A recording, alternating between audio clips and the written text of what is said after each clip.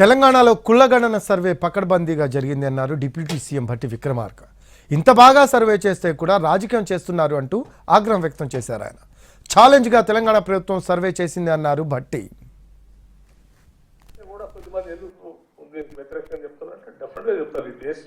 ఈ రాష్ట్రం రాజకీయమైనటువంటి సమాజం.